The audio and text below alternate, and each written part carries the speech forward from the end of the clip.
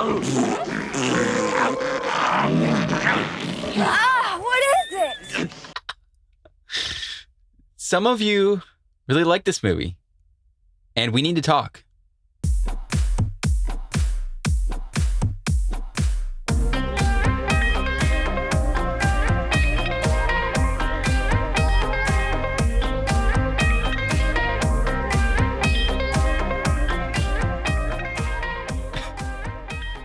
Welcome to another episode of Good Times with Bad Movies. I'm Paul Ireland.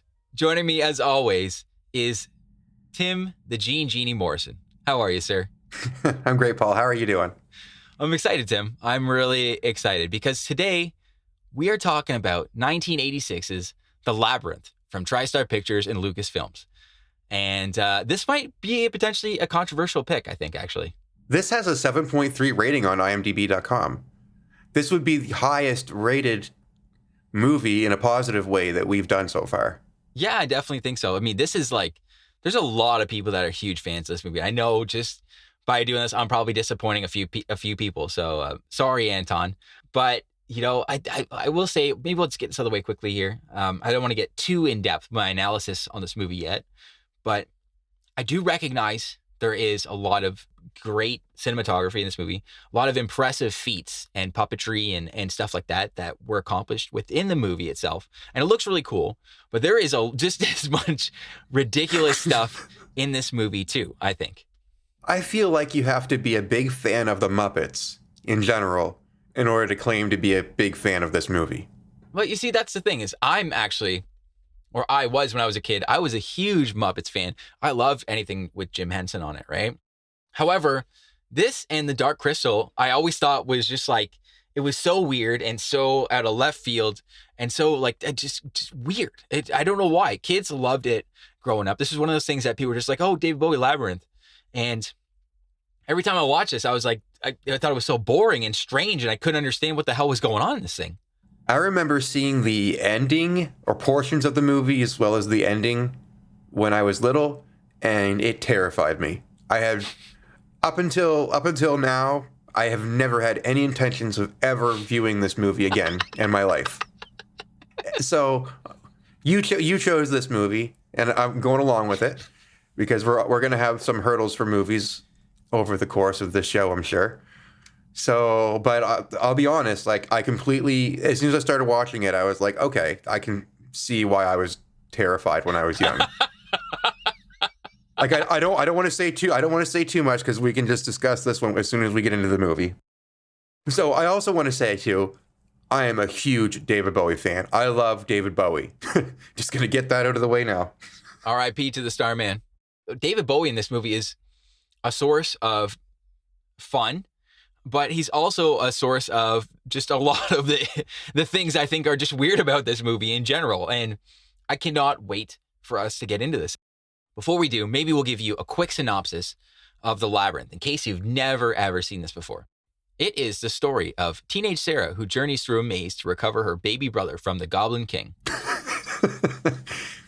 Is that it? That's the premise?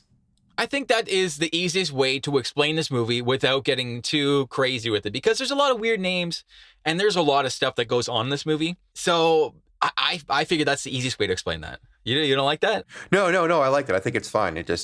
I had no idea what this movie was about before watching it. Like I had no clue at all. And I was wondering how you were going to describe it once we got into this. And that's pretty much it. That's what I would say. Yeah, I mean, like I've watched this a few times over the last, I would say, couple months because I knew eventually we were I felt like I could win you over. I could tip over that Coke machine, just get enough momentum building here that I could get you on board to watch this movie with me. And so I was kind of prepping for it. And I've watched this probably about 7 or 8 times now, just like in preparation for this. And not until like today did I realize what the hell happened at the end of this movie and just kind of what this is all about and what's going on in it. This is really weird. Since we were weighing in on like how much we like the Muppets, I also want to agree with you that I liked the Muppets when I was little. I'm not one of these adults that is clamoring to see a movie filled with puppets. So I just want to get that out of the way really quick. I cannot wait. I hope we get to watch Happy Time Murder sometime. That's another weird one. Yeah, anything with... We're never watching that movie. We're never doing that. That's never going to happen. Or if we do, maybe there will be a serious compromise on your part if we do. Hey, we've agreed to do Twilight, so I don't think anything is off the table right now, sir. You just wait to see some of these Nicolas Cage pics I throw at you soon. Holy crap, man. Okay, but maybe we should, let's just get right into this. What do you say, Tim? All right, let's dance. This movie starts off with a song by David Bowie. This is going to be one of the few things you're going to hear me praise about this movie. So after the TriStar Entertainment horse flies at us, the screen goes to black, and then we see this CGI animated owl flying around. Now, this is like 1986 CGI, so it's not that great, but it looks kind of cool. While this owl is flying around on the screen, we're getting the opening credits. This is another high point in this movie. This is like the second time they've ever used an animal on screen with digital effects, I think, in movie history at this point at all, too. So at the time, it was pretty good. I remember being like a kid in the 90s when I watched this, like early 90s, being like, that looks pretty cool. You know, it looks silly today, but at the same time, for that time, I'll give a nod for that. And I do enjoy the intro music here too. Actually, this is really cool. I think it's Underground or something. I think that's what the song's called, something like that. Yeah, the song's awesome. This is a really cool song. There's a couple goofy songs in this. We're gonna get ahead to later on, but this is a good one. I actually think this owl flies off from the CG pages and into reality, into a park next to the 16-year-old girl named Sarah, who, if you didn't know anything about this movie when this starts, it looks like we are in like medieval times. And that's what I thought. But she's actually just practicing for a play. So she's kind of just doing like Shakespeare in the park by herself. Yeah, except the book she's reading is called The Labyrinth. We said at the beginning here, this movie's a little confusing. And I just want to highlight this little part in the movie here, that she's got a book called The Labyrinth, just because I want to bring this up at the end of the movie. I didn't even clue in that the book was called Labyrinth. Yeah, because right now what she's doing is she's reciting the lines that she's going to say later in the movie. I'm not going to spoil anything if you haven't seen this, but what she reads, the lines, she's talking about saving a little baby, and I think she even mentions the Goblin King. So yeah, this stuff comes up at a much later point in the movie. Yeah, she's just reading her lines, talking about how she has to save this baby from the Goblin King, but she can't remember her lines. And at the very last moment, she also remembers that she needs to get home so she can babysit her younger stepbrother. Then she runs from the park and runs through traffic and stuff in a hurry to get home.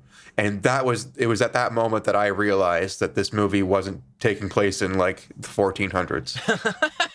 It's kind of like M. Night Shyamalan. They just villaged you. You're like, what time period is this? Yes, they did. She's running home with her shaggy dog named Merlin. Yeah, that's right. She's running home with her little shaggy dog. And guess who meets her at the door here? It's her stepmom. And her stepmom, I'm not sure what this actress's real name is in real life here, but she is Barb Leahy from Trailer Park Boys. Oh, yeah, she is. Isn't that that's amazing? Exactly who that is, yeah. Yes. I won't repeat the exact phraseology here, but there was a character named Randy who said some very disparaging thing about her scalloped potatoes. So it looks like she's having a bit of a tiff with her stepmom, and she runs upstairs to her room. So, I mean, this whole part here, the motivation here, this is confusing to me. This little girl seems like she's just a horrible person. That's really what I got out of this. So she goes to her room and she sees that one of her little stuffed animals is missing. This girl is like, I think she's supposed to be 14. At least I'm pretty sure. 16 years old. Okay. Well, I'm thinking real life, Jennifer Connelly, who is this little girl here, was actually 14 years old. Because I watched some David Bowie thing and he's like, oh, and she's only 14 years old. Yeah. And I was like, oh, right on. So she's really young. She didn't really know who David Bowie was at the time as well. But the point is, this little girl, Sarah, realizes that one of her stuffed animals is missing. And she freaks out and she runs over into the little nursery, okay? And like the lights are off. There's just a baby sitting in the dark, just by himself. And there's a teddy bear on the floor. And she proceeds to blame the little baby for stealing this teddy bear. This kid is like a year old. This baby can't walk or anything. How's this baby going to steal her No. toys? Like he went in and opened her bedroom door and stole her favorite teddy bear? And she's upset because she has to babysit him tonight. She wanted to go out and do whatever, her little Dungeons and Dragons thing. And she's got to stay here and babysit. So she gets all upset now and puts like this Where's Waldo cap on her head. And she starts like crying or whatever. She starts scolding the baby. The baby is sitting there in the crib crying, and she is sitting on her bed with this crazy. You called it a Where's Waldo cap. I thought she was dressing up like a pirate or something, and she's sitting there yelling at this baby about all of her woes. This kid's like a year old. This kid craps his pants. I know what's going on here, and she's just like blaming him for all her problems. We get this scene now where she is really mad and she's saying a bunch of stuff that obviously she's going to regret later. And she basically, she wishes for the Goblin King to come by and take the little baby away. And I guess that's what's going to happen now. She gives the baby one last glare while he's laying in the crib, and then she leaves the room. And as she leaves the room, she's walking down the hallway and the power goes out. As soon as the power goes out, the baby stops crying. She's thinking to herself, I wonder if the goblins came and took my brother. So she slowly goes back to the room and she peeks in the door. And if you've ever seen the Gremlins, the noises that the Gremlins make. Yeah, the weird, giggly, creepy noises is what's going on coming out of this. Little gremlin noises. She goes to the crib and she lifts the blanket and there's nothing there.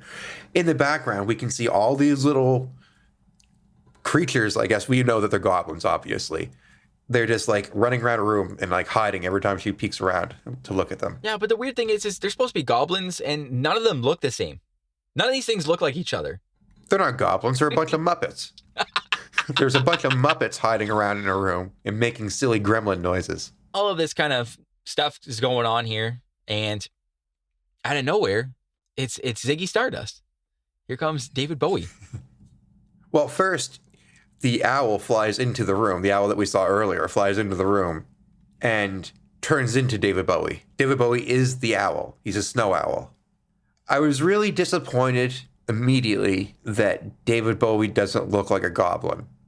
Do you think David Bowie was going to let them put prosthetics on his face? David Bowie basically is trying to entice Sarah here into calling on the goblins to come and take her little brother away. David Bowie basically manifests this snake into his hands and is telling her that he can keep her. He can keep the baby and make all of her dreams come true. And then he throws a snake at her face. And then for some reason, that didn't convince her. Yeah, I don't know why she didn't just go along with it once he threw the snake in her face. She says, I want my little baby brother back. I take it back. And he says, well, you have until 13 o'clock to come and find your baby brother. Yeah, she's got 13 hours, it seems like, to solve this labyrinth, get to the middle of this castle that the Goblin King lives in, or her baby brother becomes a goblin. She becomes one of them forever. I guess those are the stipulations for some reason. This is one of those reasons why I think this movie is so weird. Like, David Bowie is dressed like a magician right now. It's either that or he's like a Yu-Gi-Oh player. I don't know. One of the two. He's got this cape on with these huge like collars on it. And he's got like teased hair and stuff and like eyeshadow that's kind of like a cat sort of thing. He looks like Bret Michaels from Poison. Yeah. I mean, this is 86. So this is peak hair metal time. Like it really, that's the kind of hair he's got. But it's that unique David Bowie sort of spin on it. So here's the thing. David Bowie is the Goblin King. Why doesn't he look like anything like a goblin? Right? I don't know. That's a great point. I mean, other than he's David Bowie, and he would never let them put prosthetics on him. That's my guess. I don't know. David Bowie, never knew the man. I don't know. You say I don't know either, but I've seen a lot of his performances as Ziggy Stardust. I don't think that he's above wearing prosthetics. I mean, he put paint on his face and stuff, like he had lightning bolts and stuff going on, and there's definitely some weird stuff going on in the 70s there, as far as his look and that kind of thing. But I just feel like, and I could be wrong, but I feel like at that point he was David Bowie, like rock star David Bowie. And I could be wrong. I just feel like that was his choice, being like, you're not putting stuff on my face. So the Goblin King here opens up a doorway out of her bedroom that goes into, I guess, what I'll call Labyrinth land. Yeah, it makes no sense. They really don't have a name for this place what is this world that we're going into? There's a giant labyrinth around it. We understand the movie is called Labyrinth, and there is a labyrinth there, but it's not like it's Labyrinthia or Bowie Land or, like there's nothing. So Sarah here enters the labyrinth. She's looking for help. And we come across our first horrifying creation by Jim Henson. His name is Hoggle. That's right. And he is taking a pee in a little pond right now. This is a kid's movie. And this guy, he's got his little bird out and he is just taking a whiz in this little pond here. This is amazing. Hoggle is approximately 2.5 feet tall. His nose is the size of your generic cucumber that you'd find at the store. And he looks like a severe burnt victim. And he kind of dressed like a pirate. Kind of. And he's wandering around this labyrinth, spraying the plants with pesticides. One of these old school pesticide cans. Yeah, it's like if Mick Jagger was one of the 7 dwarves and was into fairy tale pest control. He looks like. Or like, honestly, I felt like it was like when they were sitting there with the artist, Jim Henson was like, I want you to imagine Joe Pesci as 90 years old. Can you make me that Muppet? Hoggle is what they came up with.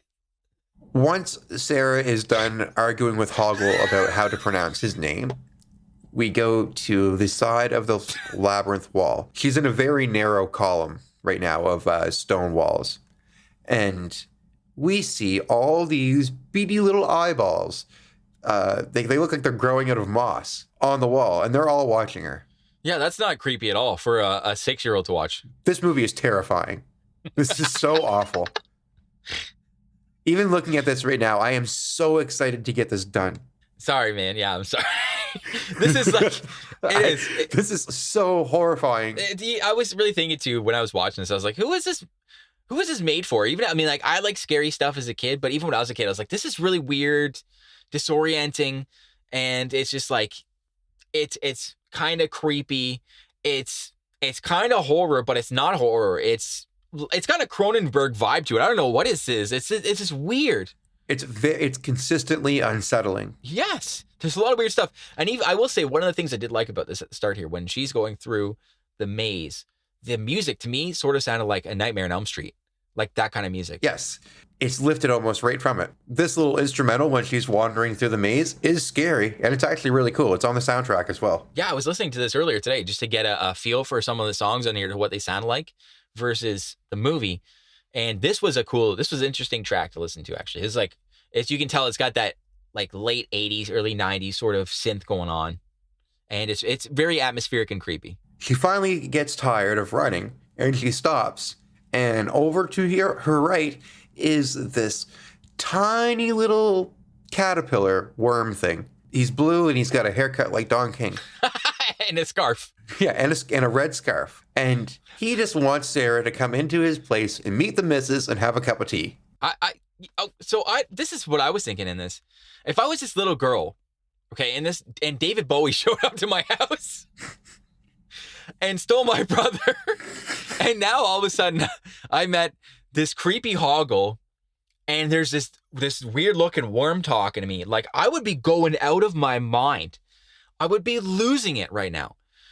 But little Sarah here is pretty calm. She just kind of like perplexed, and she's into the whole idea of like, I'm going to solve the mystery of this labyrinth. But like, I would be crying. I'd be freaking out a little bit right now, I think. Yeah, she seems completely unbothered by it. She's handling everything like it's just a little nuisance. She's not surprised by it. She's just like, oh, you took my brother? Okay, now I got to go and get him back. I've got to go in this maze now. Where do I go? Little caterpillar, can you help me? Yeah. She just accepts that there is a bug talking to her right now. And then it has a wife in a scarf and makes tea and wants her to come in and meet the family. And she's just okay with that. After chatting with this little worm for a bit, Sarah asks for some directions to get through this labyrinth. And the worm tells her to just look behind her. And the wall opens up, and she goes to the right through the wall And then we cut to the castle where the little baby is being held captive by the Goblin King himself, David Bowie. So this scene really surprised me. Like, okay, I knew that David Bowie was obviously going to have music in this movie. I did not expect this. Nope. I did not expect David Bowie to go in full sing-along Muppet mode. I expected his music to be in the background, but I didn't know that he actually was going to start singing with the Muppets. That this is basically a Muppet musical. Yeah. This is a really weird scene. And I mean, in most Muppet movies, there is singing and dancing in the movies. And they usually have a lot of big name stars that sign up to do these movies too, which is really good and it's really fun. It's good exposure for them too. This is this is weird though. This is a weird scene. And I'm so glad that we get to talk about this right at the start here. Because, I mean, David Bowie is dressed somewhere between like Alice Cooper and a vampire pirate. And he's got a riding crop. And his pants are really tight too. Yes, okay, yeah. So we should talk about that too. This movie is for kids. Again, in the category of things that you'd be like, why is this for kids? It's creepy, it's weird, it's nightmarish. A lot of the characters are unsettling to look at. They're trying to kidnap a baby. David Bowie, he's got an armadillo in his trousers. Okay, like his pants are stuffed. It's like a jock strap that he's wearing. He's got like it's an outline of like a whole cod piece underneath his pants that is going on here. And he's standing around a baby and a bunch of Muppets. And he is singing about putting spells on little babies and dance magic. There's a line in this where they're like, and smack that baby, set him free. Right, okay, yeah, that's weird too. What is going on with that? Why are you slapping the baby? That's not going to set this baby free. I don't understand the lyrics in this. While he's dancing around and going on like this, there's chickens all over the place. Oh, what's with all these chickens? I don't know what's going on in here. I don't know what's going on. You're right. Like, this is like livestock and weird puppets that look nothing alike, all singing and dancing, jumping up and down. As soon as David Bowie started dancing and singing with these Muppets, the movie just took a nosedive for me. I was just like, I was not I honestly, because going back to the way my memories of it as a child, I expected to see David Bowie in some kind of a scary form. Yeah, it's like his dancing in this is so weird. It's like he really didn't know what to do. Because he's got his little cane and he's kind of holding it and doing a little side shake and not really moving too much because he's probably got a bunch of puppeteers around him too. That's the other thing too. So he has to like Muppet dance. You know what I mean? So he's on Sesame Street. That's exactly what is going on here. David Bowie made an appearance on Sesame Street, watching all these little puppets and even just parts of the songs where it's supposed to be like the goblin singing. It's really, once they start doing that, it takes you right out of whatever the hell is going on. And you know what? I like this song. And I was so disappointed when I looked it up on Spotify and heard the Muppets in it. They actually recorded their voices and put them in the song on the soundtrack. Come on, who is listening to that? And this was an awkward part of the movie. And even when I remember as a kid, I was just like, this is stupid. I like didn't know who David Bowie was when I was a kid. And I didn't realize like I enjoy David Bowie's music today. However, when I was a kid, I was like, if this is the kind of music David Bowie puts out, I don't want any part of this. That's fair. You know, I love David Bowie. This is not his best stuff. Oh, no. And at one point, too, he throws this baby in the air.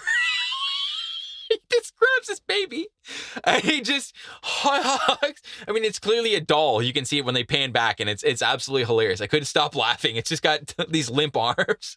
So the idea of this whole thing basically is that David Bowie here, the Goblin King, he wants to turn this baby into a goblin. So are all these Muppet goblins around him, were they former infants? Has he just been stealing babies and turning them into goblins, and that's what he does? Maybe. I'm not really sure who this character is. They didn't really explain a lot about who Jareth is. I did see in an interview that David Bowie seemed to interpret this character as somebody who was a goblin king, just kind of doing his job, and he's really bored and wishes he was in a club in Soho. That was his explanation, which I was like, Yeah, that kind of fits. It's just so weird because there's nothing that looks like goblins. It's just David Bowie and Muppets. Yeah, I don't know. That was a really weird scene, but that happened. So anyways, what happens now is Sarah comes up to a door, and this part still confuses me today. I'm not really sure what's supposed to be going on here, but basically this is kind of an old riddle in that there's two guards at these doors here. They've just got heads on the tops and bottom, so I don't really know how they go to the bathroom here. That also confused me, how this whole thing would work, because there's a head at the top and a head in between the legs. And it's holding a shield, and it's two of these they're like dogs. They tell Sarah that one of these guys always tells the truth and the other one always lies. And so she kind of goes through this mind riddle here, trying to figure out which door she should go through, because they say that one of these doors leads to the castle and one leads to certain doom. So I'm not even going to try to reiterate the riddle and stuff again, because like her thought process on this confused the hell out of me. And I tried to like diagram this for a second. I just didn't have enough time to go through this. But she picks one of these doors, she guesses at it, and immediately she falls down a hole. And again, if this could get any more nightmarish, there's just like a bunch of hands, okay, just coming out now from this dark tunnel, and they start grabbing Sarah and start pushing her down and up this tunnel, and a bunch of like hands form a mouth and some eyeballs and stuff. It is the wildest scene. One of the wildest scenes in this movie. Picture yourself falling down a well, a never-ending well, and amongst all the brick siding are a bunch of big dirty hands. Every now and then they grab you enough that you'll stop falling, and they proceed to talk to you with their hands. It's so creepy. This was honestly almost a scene, like I feel like I've seen this in another horror movie, like Jason Goes to Hell or Drag Me to Hell or something with hell, okay? There was something disturbing that I was like, holy crap. And this was exactly what they just did in this. She comes crashing through the bottom of this hole here and ends up in a tunnel, and she meets Hoggle. And you sort of find out at this moment here that Hoggle is kind of working for the Goblin King. And so he's there now to just sort of trip her up and make her slow her down, basically, just so he can win and keep the little brother. Isn't Hoggle a goblin? I don't think Hoggle's a goblin. I think he's just a weird, creepy pest control guy. He's just an ugly little guy. Who's that guy? George Burns? Remember that guy, that old comedian? Yes. Why did you say George Burns? Just a shrunken version of this guy. Oh, gosh. This Hoggle looks closer to one of the trolls off of Ernest Scared Stupid. Kinda, or like one of the Garbage Pail Kids or something. This is a creepy little side character. If this is who you had to survive this weird wasteland with, I would be pretty upset. So Hoggle and Sarah are kind of negotiating this little tunnel here, and they come around a corner at one point, and there is Jareth, and he's standing there, and he's sort of grilling Hoggle a bit, being like, "Hey man, whose side are you on here?" You know, and he also. There's a clock in front of him now, and he sort of messes with the clock and does a little bit of magic and speeds time up on Sarah. And he also, at this point, just pulls another crappy little trick on her, and he grabs one of these little orbs that he's got in his hand. This guy's kind of like the tall man from Phantasm. And he's got these little snow globes that he holds all the time. And he grabs one of these snow globes, and he hucks it down this really dark tunnel, and all of a sudden comes out this giant... It's like a drill. This thing looks just like the mutant modules from the Teenage Mutant Ninja Turtles. Like those little spiral, spiky things that they used to travel back and forth on the Technodrome. Yeah, like the Shredder's little tunneler there. That's exactly what this thing looks like. Except this is operated by two little goblins on bikes, apparently. Yeah, so that little module is called a cleaner. That's right, which is... that's an interesting euphemism for what this thing is. Well, I assume it's to clean up all the bones in the hallway? Or in the cave? I guess so, but who goes through this little tunnel here? Then they're just enough that there's that much random dead stuff that they're just like, this is your street sweeper? Is a giant drill that just grinds the side of the wall of this tunnel every time? That doesn't seem like very structurally safe, you know what I mean? I don't know, but I'm not in charge of fairy tale land here, so what am I gonna say? You know? So they push on the wall and go through it. They found a secret wall to escape. That's right. The cleaner is bearing down on them, and at the last second, they fall through this wall here that they just somehow randomly know there's a door behind, and they go up a ladder now. And I mean, this doesn't make any sense, but it doesn't matter. So we're in the middle of the labyrinth now here. I will describe this one horrifying character that they make. He's this short little Muppet guy who is really old, and he has a bird on his head who is attached to his head. I think they're one person. Are they two people? If you took like Gandalf, made him a Muppet, and then you took a flamingo and made it a hat that was like sentient and moved around and talked and spoke, like, and looked at you and blinked its eyes and that kind of stuff. That's what this thing, it's a nightmare what this thing looks like. Again, that they were like, design this for kids. For children. Yes, make this with kids in mind. This will be interesting for the kids.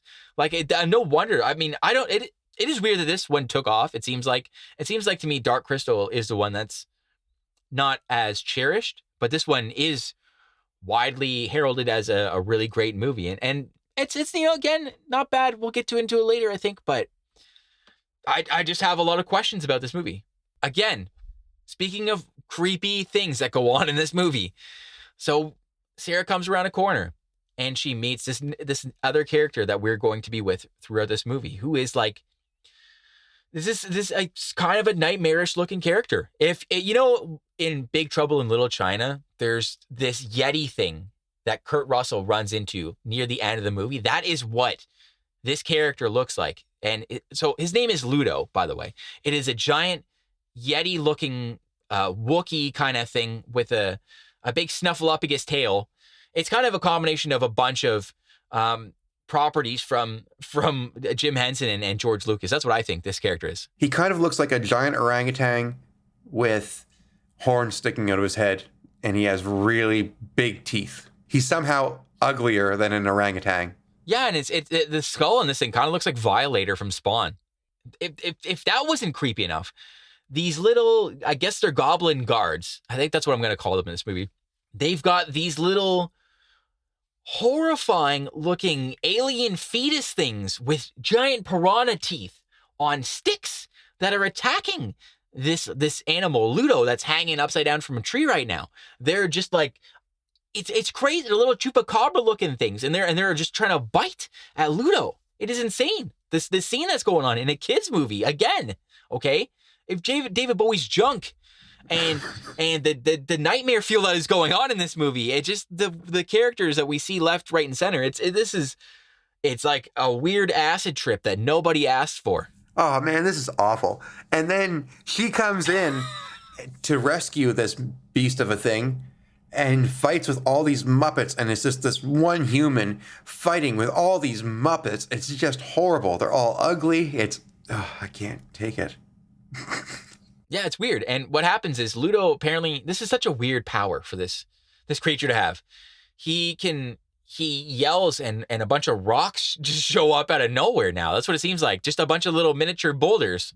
I didn't even know that was a power. I thought that his yell was just loud enough that he can create avalanches. Is that the idea? No. Yeah, he apparently, like, I think he can talk to the boulders or talk to rocks. It's a stupid power. It's like, what kind of animal does that? That's your power. You communicate with rocks. And to me, that this is also another problem that I have with this movie that I can get into later on. But so he screams and a bunch of rocks show up, and little Jennifer Connelly starts throwing them at these little goblin knights and starts knocking them all apart. And then they run away and they leave Ludo alone. And it looks like Ludo is going to join the gang here on the quest to find our little baby. So reason number like 653 that this is just not for children. What happens now is Sarah's going through this weird twisted kind of swamp looking thing, and she gets separated from Hoggle. She gets separated from Ludo, and these little, I don't know what to call them. They're sort of, they've got something between, they look kind of like Fraggles, but if they were birds and devils. I think that's the best way to explain what these little Muppets are. And they're singing this fun song where they just like to, it's kind of Jamaican, a little bit of Bob Marley inspired. And it's like, it's a pretty fun song for a while. It kind of slowly turns into them being like, you got to be free, don't lose your head. And then they decapitate themselves and start chucking their limbs around to each other and singing about how much fun they're having while they're doing it. And Sarah here figures out that they intend on ripping her limbs apart and throwing them around. That's right. Like this one animal pulls his hand off and throws it into the fire. And they start taking their heads off and pulling that in the fire. And the whole thing is very disorienting. I keep using that word, but I feel like that is what this whole movie is. It's just a mind F on you. And it's so crazy. This scene in particular, the Muppets do not mesh well at all with what's on the screen. Like we're doing a podcast, so it's a little bit hard to convey exactly what this is, but it does not fit. It's very unsettling. It's disturbing. I don't know why this is for kids. I don't know. Yeah, these things are horrible looking. They're like little, like rat bird Muppet things with devil tails, and they're just pulling their heads off and they're pulling their eyeballs out. Like, it's crazy what is going on here. And they sing a song that is just so off-putting. And at the end of it, they're screaming about how they're going to pull off this girl's head now. For the first time, she has a natural reaction and runs away terrified. Yes, that is right. That, like, for once in, like, why would you be sitting here for 3 minutes listening to this whole thing going on? As soon as I saw these things, I would lose my mind again. I would find a stick. I would beat them to death or near death and get the hell out of there. Like, I just wouldn't be playing around in this stupid little labyrinth. She seems very cavalier about the whole thing. Even Alice in Wonderland was, like, really nonchalant about things, but she had, like, kind of an endearing personality, like an innocence about her that sort of made you kind of be on her side. This girl is super nasty to her infant brother and is just nonchalant about everything. I don't even understand why I'm watching this girl go through all this craziness. Who am I supposed to be behind in this? I just want to see this baby get rescued from all these horrifying things. Yeah, we need to call child services. We don't need a magic spell here. That's what we need. So as she's running away, she comes to a giant brick wall. Fortunately, at the top of that wall is Hoggle, our grotesque little friend that we've been running into here and there. And he gives her a rope and she climbs up. That's right. And what happens is the floor underneath them gives way now, and they slide and they fall down and they almost fall into the bog of eternal stench. And here comes another thing that we just need to stop for a moment and breathe in metaphorically, because you wouldn't want to breathe this in real life. But we need to talk about this whole scene right here. We need to just dissect a couple of things that happen at this point. I don't know what we're at right now with the counter and everything, but again, this is just another reason that I'm like, why the hell is this? Is this for kids? Because this bog of eternal stench, okay? We know it's in the name. It's an eternal stench, so it's a smell that stays with you forever, apparently. And it doesn't smell great. We know that as well, too, because what happens is Sarah's just... There is this joke right now that happens where Sarah, she can barely keep her... It sounds like she's like almost throwing up, you know, and she's trying to keep from doing that. She's fighting hard. Just smell is terrible. And she's just going, what is this smell? And she says, it smells like, and before she can actually finish the thought, you get this shot where it pans over to this bubbly cauldron, we're going to call it right now, in this swamp. And there's fart noises going on, okay? And the whole thing looks like dump. It looks like poo, okay? It is a poo-poo swamp. It's poo-poo pond. That's what's going on here, okay? It's so poopy that the bog itself is farting. Well, here's the thing. If you look at this little bubbling cauldron that I alluded to a second ago, to me, this thing looks exactly like a butthole. This is exactly a butthole. Okay, good. I'm glad I was wondering if that's where you were going. This is a butthole. This is a butthole. Oh, yeah. In a kid's movie. Okay? This is what I had thought. It hadn't hit me till like a day later when I was thinking about what I was watching. Was that they designed that and they got somebody at the Jim Henson workshop, okay? They said, we want you to make an anus we can put in this movie and make a poop joke out of. We want a functional anus. Yes, and it is puckering and quivering and bubbling and farting. It is disgusting. Like how far they went with this. Oh my God. I cannot believe that they did that. So this whole scene, these two are just hanging by branches, trying not to fall in this bog of stench. And There's fart noises going off constantly. We got this ugly little guy named Hoggle grunting and groaning along with all these fart noises, trying to get his composure so he doesn't fall in. It's just, oh my God. The noises, the look of it, visually and auditory-wise, this is just horrible. I really think this should be a cult movie that people watch in the sense that it's so weird and goofy that you can just sit and laugh at all this stuff. Like, I don't see how, and again, I'm sorry to the people that are Labyrinth fans, but I just don't see what is the draw for this movie. So what happens is, you know, she finally gets Hoggle up and they're just staring Stinky Swamp right in the brown eye there, right? And they're just like, we need to get the hell out of here. So they start wiggling. They start shimmying along the edge of Crappy Creek here on this little cliff. And they kind of just fall off of it. And you think it would be horrible, but they end up falling on Ludo. He's like 8 feet down from them. No one saw each other in this. I didn't understand that. Ludo's the creepy monster we met like 5 minutes ago. This thing is like 10.5 feet tall. And he didn't see them, and they didn't see him, even though they're looking over at that direction. Try not to fall in Boom Boom Bog. Didn't know he was there. No, but it doesn't matter. So Sarah and her little ugly friend and this giant orangutan, they walk towards a bridge, and they run into our next companion. He's a fine-dressed fox. What's his name? Didery? Didymus. So Didymus is a British fox. He's basically like a stoic soldier, but he's a little tiny Muppet fox. Yeah, he's like a little knight or something, and he's got a weird little French hat. I don't know what century is this guy supposed to be in. I don't know, the Renaissance era. I don't know. This character, so it's a weird, interesting little Muppet that they made. They really had fun with a lot of these characters. Yeah, and he's got a little eye patch. He is kind of cute. He's probably the cutest thing in the movie. Yeah, he's really cute. Look, next to the dog that we see later on. Yeah, I definitely think so. And anyways, the whole point of it is he initially refuses to let them cross the bridge to get the hell out of the swamp. And they have a little fight with him. Well, at least Ludo does. And he sort of bests him. And Didymus kind of calls a truce and says, hey, man, why don't I join up with you? And so now they all join up as a foursome and head out again to find the Goblin King. Just as they're about to go, they step onto the bridge that they are about to cross, and the bridge completely falls apart. Apparently, this little fox here, Didymus, he didn't know that the bridge he was guarding didn't even work.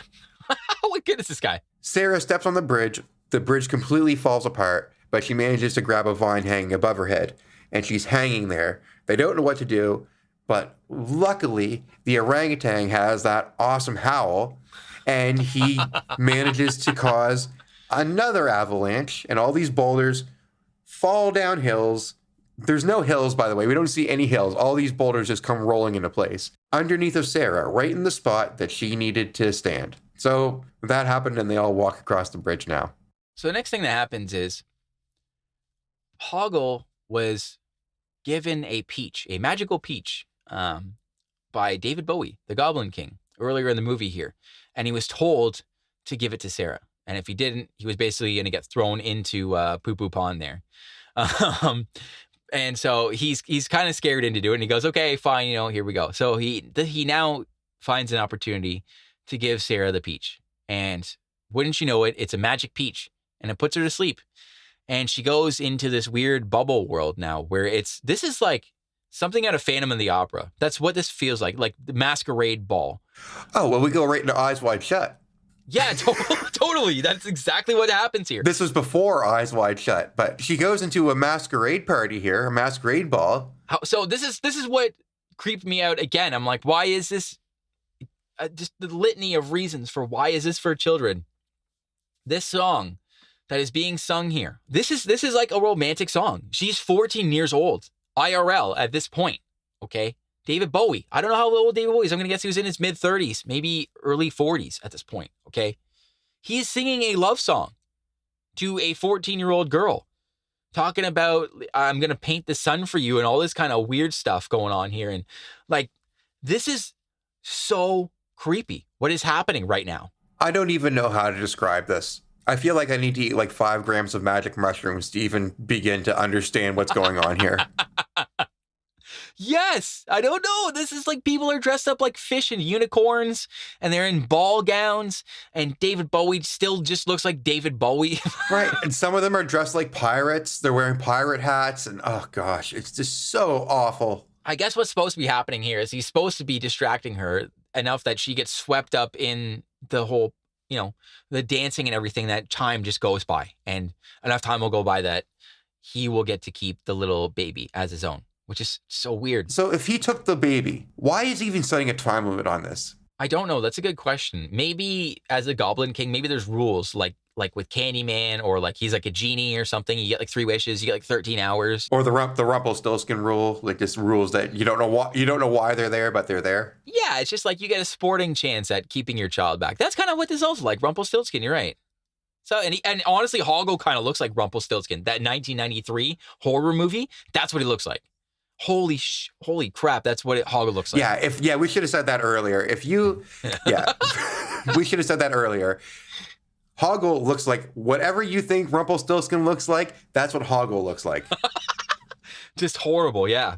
So if again, fueling more of our nightmares, she breaks this mirror and falls into a giant garbage dump now.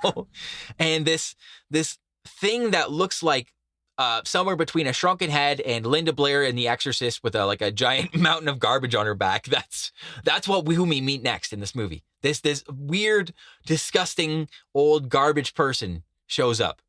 I think that Jim Henson's imagination can really only go so far. Once you start making garbage Muppets, I think that you can be like, you need to say to yourself, maybe I've spent enough time on this project. Maybe we can use something normal for this. Maybe. Honestly, I think he should have developed like a whole horror crew that would have just done dark stories like this, but followed through on the idea. Because I feel, we can get to that later, but yeah. What happens is this garbage lady comes by, this old garbage grandma, she opens up a curtain in this mound of garbage, which is it's so confusing, but it doesn't matter because Sarah walks in and it's her bedroom. And she walks in and she sees all of her stuff everywhere.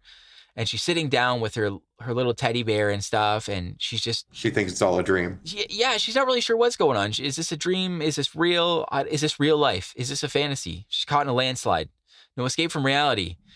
But you know what I mean? She opens this door, and again, this would have scared the piss out of me as a kid. This garbage lady is right there at the door and comes barging in full tilt on her. And she's just trying to distract her with more stuff. The whole thing is very unsettling to me. She looks like a garbage witch. Yes. That's right. It's creepy, honestly. And this garbage witch is like giving her more toys and stuff from her childhood. And she's trying very hard to distract her. Yeah, giving her makeup, telling her to try and put her makeup on and stuff. Yeah, and giving her teddy bear and her horsey and Flopsy and giving her the Wizard of Oz book and a bunch of stuff to distract her with. And eventually what happens is Sarah realizes that this is a distraction and she doesn't need all this stuff.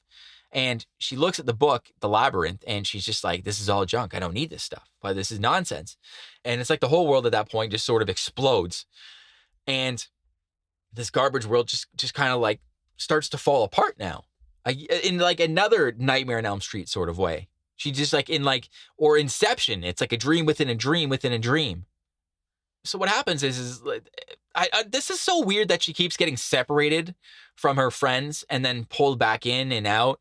I don't really understand why they keep doing this. Yeah, as soon as it crumbles, they're just there waiting for her. Yeah, they're just standing there, and it's like she was in her own little acid trip nightmare world. This, like, it is really like Nightmare on Elm Street. It's like it's only her dream. It's affected it, and now she snapped back into this weird labyrinth world. But there's all the gang again. And so what happens is they come to the middle of the city now, and I guess they've kind of reached the outskirts of this goblin's castle. That's what's happening here now. And these big iron doors close, and sort of like in the Power Rangers here, with this giant statue Zord thing comes out, and they have to now do battle with like a 15, 20 foot tall steel armor robot thing that's controlled by a little puppet. Ironically, a puppet controlled by a puppet. Yeah, it's like a mech Zord for a puppet or something. And there's like these spikes behind them, so they can't really go anywhere now. And the poor little doggy gets scared and he runs away. And they just kind of get into this really slow, confusing fight. Hoggle kicks the little goblin out and takes over and gets the axe stuck into a piece of stone somehow. Because he gets onto this thing now and he's hitting controls on it or something. And it seems like that's enough to kind of short circuit out this big old school kind of steampunk mech thing. And it just kind of just stops. It doesn't really explode. It kind of explodes, but it just kind of stops. And that's it. So now they're finally outside of the castle in the middle of the labyrinth. And the Goblin King has sent out his henchmen to take care of Sarah and her two friends. So there is a lot of stuff going on here in this next little battle here. Because there's these little goblins on, they're like horses, but they're not horses. I don't know, they're like dinosaurs or something. They're birds. I don't know what they are. And there's little guys shooting off these cannons with sort of like little spiky bombs from Mario or something, but they speak. And just there's a lot of stuff going on right now. And this little guy Didymus, he's riding the doggy around. And Hoggle is just being weird and creepy. And Ludo, just this is an issue I had with this movie because it looks like they're in a lot of trouble here. And Ludo gets up at the top of this house and just starts screaming.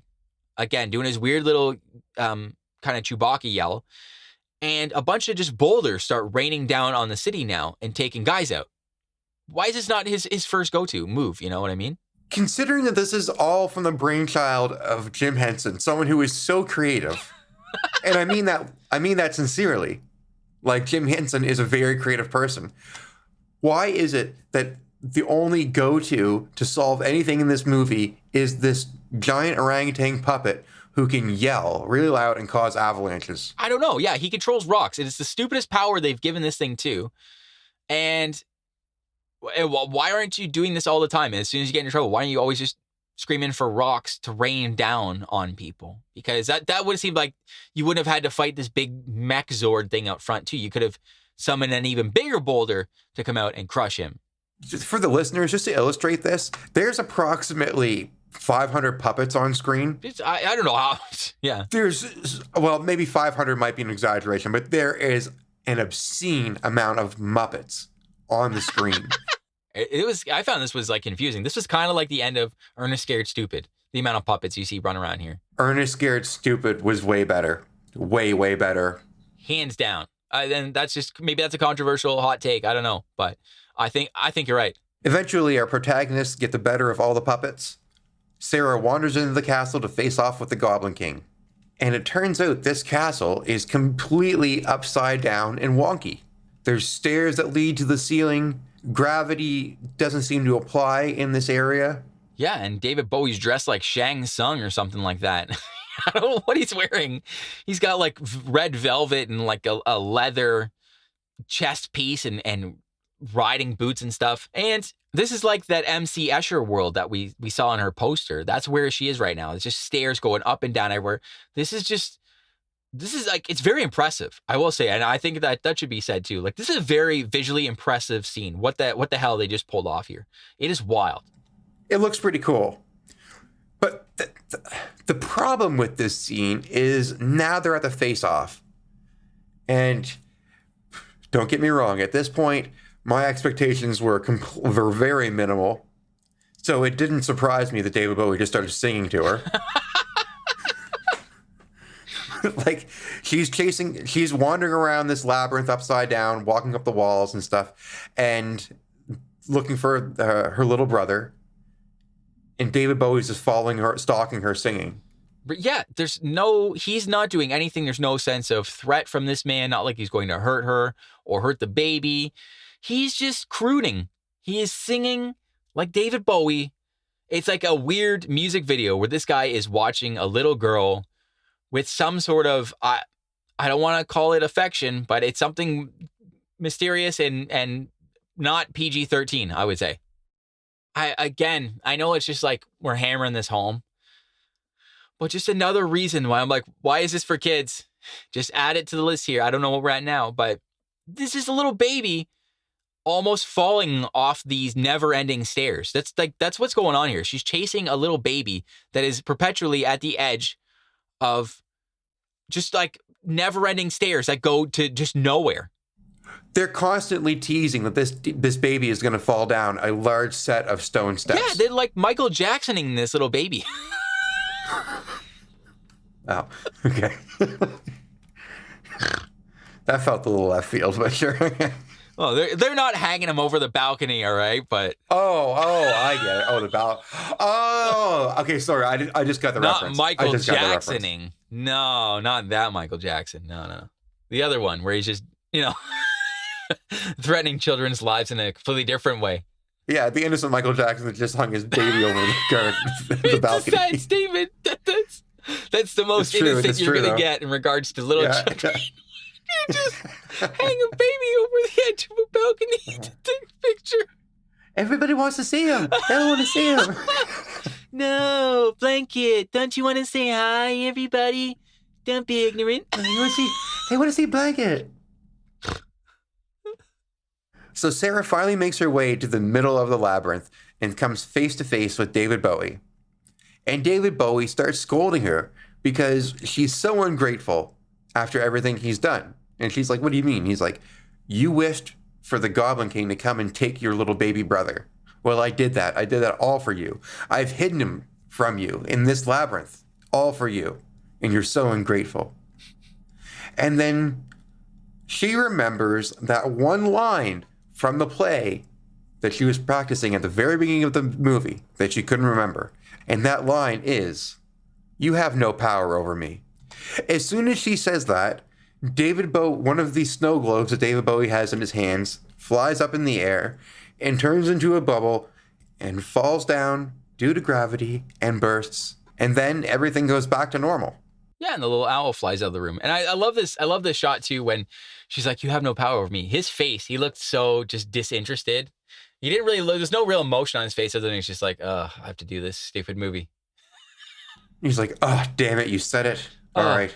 Darling, you've said the magic words or whatever. Yeah, and just drops it. Just you, shut your mouth.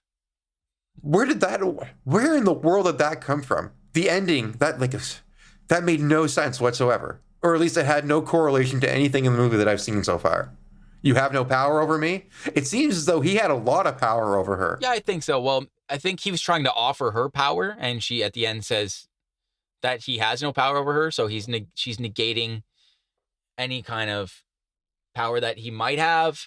It's sort of like Nightmare on Elm Street in the sense that Freddy needs the fear and the power. Yeah, I'm not afraid of you. Yeah, and I also thought this was kind of like the ending of Harry Potter. Spoiler alert. I'm going to just spoiler alert in case you haven't seen Harry Potter and how it ends. Spoiler alert. Big spoiler if you've never seen those ones. Just, I always thought this was like such and whatever, maybe this is a hot take. I don't really care. I thought this Harry Potter was those are garbage ending to that movie because he just looks at Voldemort and he's like, nobody likes you. You just don't have love. No one loves you. And then he's just like, and he explodes and dies. And that was like the ending of the movie. And I was like, that's how you chose to end Harry Potter. Nobody likes you. And it's the worst acting and crying I've ever seen from Daniel Radcliffe. I mean, honestly, there's a couple of those Harry Potter movies that we could do on this show. I think that would be legit. I think I'm not touching that. Number 4 and the last one. All right. I don't care what you say. Come at me. Come at me, bro. Number 4? Number 4, The Goblet of Fire. Oh, Goblet of Fire. Okay. That was the first movie, the Harry Potter movie I saw was with you, was The Goblet of Fire. And I knew nothing about Harry Potter. That's right. And I remember when that movie was done, I was like, I had no idea what happened. I didn't understand a thing. And that sucked too. And that ends with Daniel Radcliffe crying terribly. And that made no sense. But no, let's not procrastinate the ending of this movie too much. That's right. Let's get this over with because this is another confusing ending here because it seems like everything kind of goes back to normal now. Sort of. Yeah, Sarah wakes up in her house and she runs to her room and there's Toby. Toby's sleeping. Toby's fine. It's great. We're happy. She goes to her room now and she's kind of, this weird thing happens where she hears like Hoggle kind of like shows up and fades in and he's just like, oh, hey, we're here if you need us. And she sees all the other guys that she met and they just kind of fade in and out. And they're like, hey, Sarah, we're here for you. And she's like, I need you guys. And all of a sudden, They're like, well, we're right here. yeah, they're hiding in the closet. That's like Pee-wee's Playhouse. There's like 30 puppets on the screen now, and they're all dancing in Sarah's room, even though her parents. They're having a big party. This movie ends with a giant Muppet party. Yeah. So now that this movie's over here, this was my biggest question was like, is this supposed to be a dream? Did this really happen? Because that's why to me, I would assume this is a dream or something, because she doesn't question anything. She just goes into this world, and it's all normal. She's just along for the ride. And then at the end of the movie, I don't think she woke up still. I don't really know if she woke up, because like her parents are home, and you think her parents would hear this giant 10-foot animal up in there with all these other little puppets. And one of the puppets that's dancing with her too is one of the things that tried to pull her head off like 20 minutes ago. There's a couple in there that were David Bowie's henchmen. Why are they partying with her? I think that Jim Henson got a little bit too out of control. Look, I've never watched any of the Muppet movies because I'm 35 years old. I didn't really see the point of them when I was young. I've never really been a big fan of Muppets. I'm not one of these people that's going to be satisfied with a big Muppet party at the end of a movie. And I feel like Jim Henson felt like there was enough fans out there that would support that. And you know what? There very well might be. To me, it felt lazy, because to just abandon this crazy fantasy story that you've just built in order to showcase all of the Muppets on screen at once. It's pretty crazy. Yeah, I think you're right. I think he flew too close to the sun there on this one, because there's a lot of stuff that I feel like he was just, I don't know if you call it reaching for. He's definitely experimenting with a lot of things, it seemed like, and what he could do with these puppets. And hats off to him, because there was a lot of impressive stuff that happens in this movie too. Like visually, really cool. The fact that they got David Bowie, and it's really interesting too. I mean, like, he's cool to watch. These songs were a little goofy. I think he was a little underserved in this movie. All of this dancing and singing with the puppets, that's crazy. Yeah, you're not threatened by this guy. No, I want to see that just as much as I want to watch Jimmy Fallon do songs on his show with Sesame Street characters. Yeah, it's a little cringy. I definitely think so. You're like, come on, man. You're better than this. And here's the other thing. We've said it so many times already. But who is this movie for? Is this movie for little kids? Or is this movie for adults that love puppets? Hell no. This. I don't know what is the demographic for this. It's not for children. This should not be for adults. Like, I don't get it. You know what? There's two words that I'll just put together. I didn't want to use them together while we were going through the movie, but I'll just put them together right now. Puppet fetish. There's a lot of puppet action going on here. Well, it's supposed to be for kids. It's supposed to be a puppet show. There's almost what? There's like 2 or 3 humans in this movie? Yeah, there's not many. You see a couple at the front, and that's it. It's very dark. David Bowie's in a lot of leather. I don't know. This movie is just very uncomfortable. Yeah, this movie is very uncomfortable to me. Yeah, that giant fist he has in his crotch there. And just there's a lot of stuff that goes on here that you're like, this is a little unsettling. And like I said earlier, I honestly think now that we're going over this, like, they should have had a Jim Henson horror puppet division where they just made some scary movies, because you generally could have made a bunch of creepy movies with little puppets and stuff that would have done well under Jim Henson's supervision. I can understand why this has a cult following. I can see why people who love puppets and love the Muppets might adore this movie. Paul, this movie is a bad acid trip. Yes, absolutely. That's what I was thinking. This is like something you would watch if you took some sort of psychedelic, that you'd be like, we need to just experience this movie right now. Because I think you would just be blown away. Your mind would just melt, is what would happen. And I don't know. So, I mean, we could probably just keep going on in this same direction here. But I think that's pretty much all we need to say about this. This is the worst movie that we've had to do so far for me, personally. Really? Worse than Star Wars? Yes. Wow. I would sooner watch those crazy Wookiees speak gibberish for 2 hours. And I love David Bowie. God bless him for trying. R.I.P. David Bowie. Sorry, man. We're sorry, buddy. And sorry to everybody else whose childhood we may have ruined here. But that's just our opinion. You know what? You don't like it, that's fair too. Come at me, bro. So I think that's it for this one. We don't really need to go any further on this. I mean, we could, but we will just put a pin in it there. and we're gonna let the goblins magic dance you out on this one. Your mother is a